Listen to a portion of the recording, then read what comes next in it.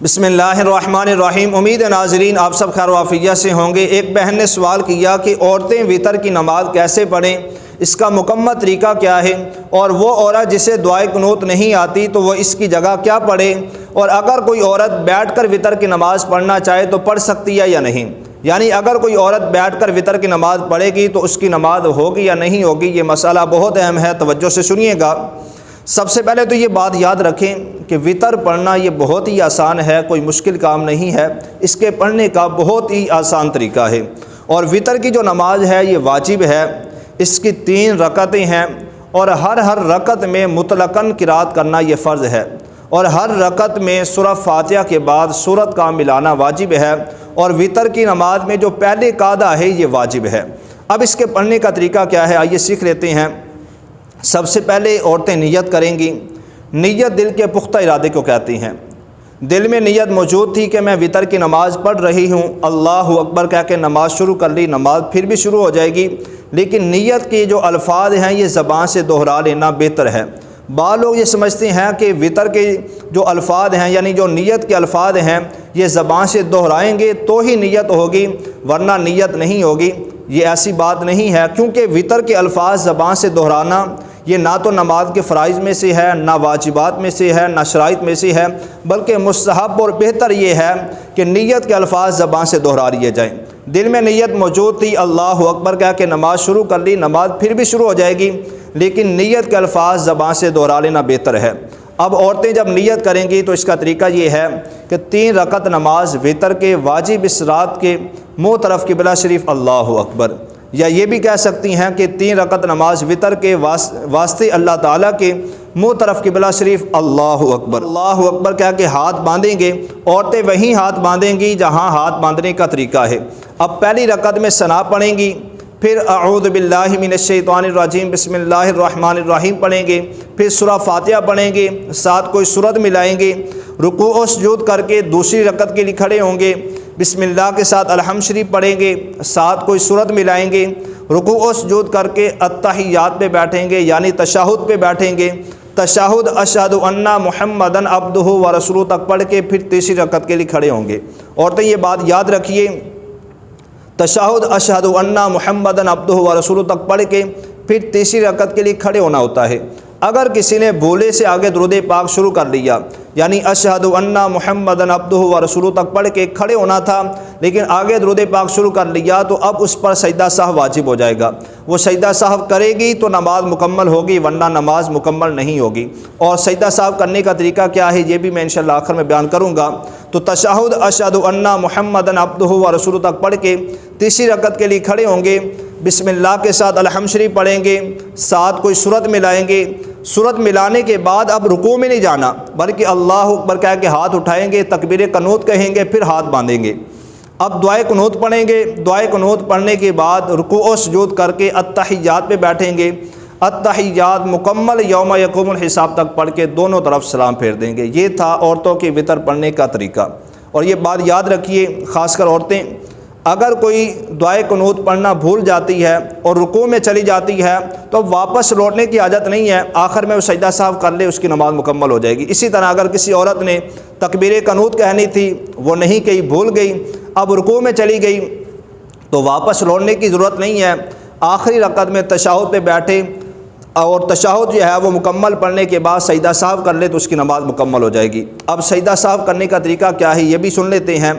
اگر کسی عورت نے نماز کے واجبات میں سے کوئی واجب چھوڑ دیا، مثال کے طور پر تکبیر قنوت کہنا بھول گئی، یا دعائے قنوت ہی نہیں پڑھی، یا جو قاعدہ اولیٰ ہے اس میں اشہد ان محمدن عبدہ و رسولہ تک پڑھ کے تیسری رکعت کے لیے کھڑے ہونا تھا لیکن آگے بھولے سے درود پاک شروع کر لیا، تو اب چونکہ اس پر سجدہ سہو واجب ہو چکا ہے تو سجدہ سہو کرنے کا طریقہ یہ ہے کہ آخری رکعت میں جب تشہد پہ بیٹھیں گے، تشہد اشہد ان محمدن عبدہ و رسولہ تک پڑھ کے دائیں طرف سلام پھیریں گے، پھر 2 سجدے کریں گے، تشہد پہ بیٹھیں گے، تشہد مکمل یوم یقوم الحساب تک پڑھ کے دونوں طرف سلام پھیر دیں گے۔ ایک طریقہ تو یہ ہے۔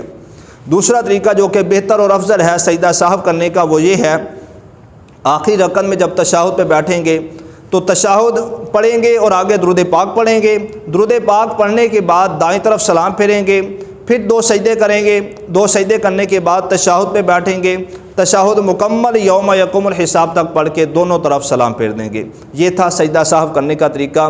اور یہ بات یاد رکھیے، جس طرح وطر جو ہے وہ عورتوں نے ادا کیے ہیں، سیم یہی طریقہ مردوں کا بھی ہے۔ ایسا نہیں ہے کہ مردوں کے وطر پڑھنے کا کوئی الگ طریقہ ہے، بلکہ طریقہ ایک ہی ہے۔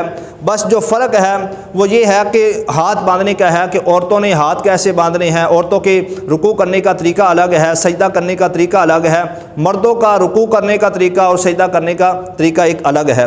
اور عورتوں کے لیے خاص کر یہ پیغام دوں گا کہ عورتوں کی نماز پڑھنے کا پریکٹیکل طریقہ، عورتوں نے تکبیر کیسے کہنی ہے، ہاتھ کیسے باندھنے ہیں، رکوع کیسے کرنا ہے، سجدہ کیسے کرنا ہے، اس پر میری ایک مکمل ویڈیو چینل پہ موجود ہے۔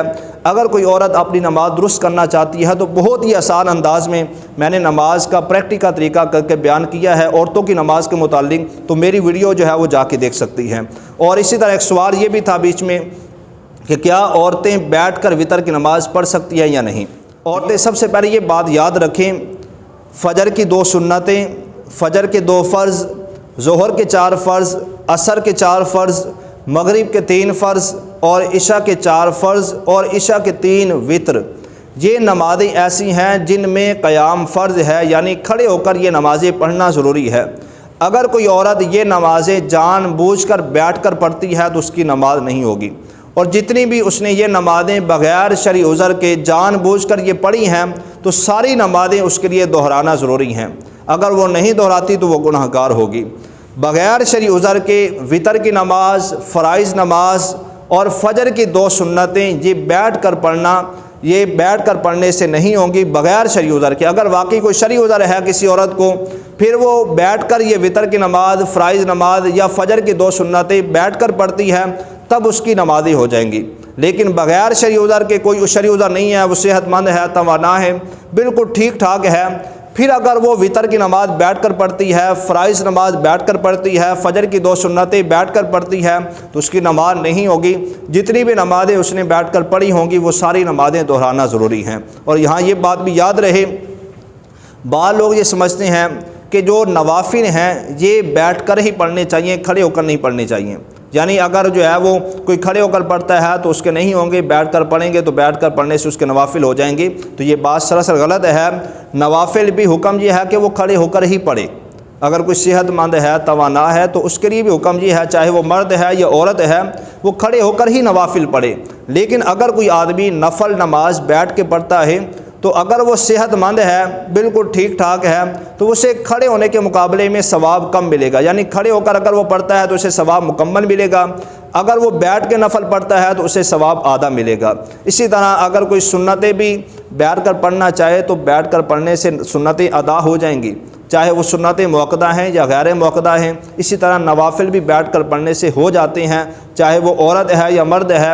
عورتیں بھی اگر سنتیں نوافل بیٹھ کر پڑھنا چاہیں تو پڑھ سکتی ہیں، بیٹھ کر پڑھنے سے نماز ہو جائے گی۔ لیکن یاد رکھیے، فجر کی 2 سنتیں، فجر کے 2 فرض، ظہر کے 4 فرض، عصر کے 4 فرض، مغرب کے 3 فرض اور عشاء کے 3 وطر، یہ نمازیں ایسی ہیں جو بیٹھ کر اگر کوئی پڑھتا ہے تو جان بوجھ کر بغیر کسی شرعی عذر کے تو اس کی یہ نمازیں نہیں ہوں گی، وہ ساری نمازیں دہرانا ہوں گی جتنی نمازیں اس نے بیٹھ کر پڑھی ہیں۔ اگر وہ واقعی شرعی معذور ہے، بیمار ہے، وہ کھڑے ہو کر نماز نہیں پڑھ سکتا، کوئی ایسی بیماری لاحق ہے کہ وہ کھڑا ہو ہی نہیں سکتا، تو اس کے لیے حکم یہ ہے کہ وہ بیٹھ کر یہ نمازیں پڑھ لے، تو بیٹھ کر پڑھنے کی صورت میں اسے جو ہے وہ ثواب بھی مکمل ملے گا اور نماز بھی اس کی ہو جائے گی۔ مثال کے طور پر کسی کا جو ہے وہ پاؤں ٹوٹا ہوا ہے، یا کوئی عورت ایسی ہے جو سجدہ کرنے پر قادر ہی نہیں ہے، سجدہ کرنے کی طاقت ہی نہیں ہے، تو اب یہ شرعی معذور ہے۔ اگر یہ نمازیں بیٹھ کر پڑھتی ہے، چاہے فجر کی نماز ہے، ظہر کی ہے، عصر ہے، مغرب ہے، عشاء ہے، وطر کی نماز ہے، اگر یہ بیٹھ کر پڑھنا چاہے تو پڑھ سکتی ہے، اس کی نماز ہو جائے گی۔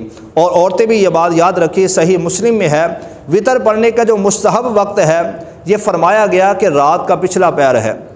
عورت اگر رات کے پچھلے پہر اٹھنے پر قدرت رکھتی ہے، اسے یقین ہے کہ میں رات کے پچھلے پہر اٹھ سکتی ہوں، تو اس کے لیے بہتر یہ ہے کہ وہ رات کے پچھلے پہر اٹھ کر وطر کی نماز ادا کرے۔ جو فرائض ہیں، سنتیں ہیں، یہ عشاء کے وقت میں ہی ادا کر لے۔ جو وطر ہے یہ اس کو چھوڑ دے، رات کے پچھلے پہر میں اٹھ کر وطر کی نماز ادا کرے، یہ مستحب ہے، بلکہ اس میں ثواب زیادہ ہے۔ لیکن اگر کوئی عورت ایسی ہے جو کام کاج میں جو ہے وہ تھکی ہوتی ہے، گھر کے سارے کام کر کے اسے یقین ہے کہ میں رات کے پچھلے پہر نہیں اٹھ سکتی، تو اب یہ ہے کہ وہ عشاء کی نماز کے ساتھ ہی وطر کی نماز ادا کر لے۔ لیکن اگر کوئی عورت ایسی ہے جسے یقین ہے کہ میں رات کے پچھلے پہر اٹھ سکتی ہوں، میرے لیے کوئی مشکل کام نہیں ہے، تو پھر اس کے لیے مستحب اور بہتر یہ ہے کہ وہ رات کے پچھلے پہر میں اٹھ کر وطر کی نماز ادا کرے۔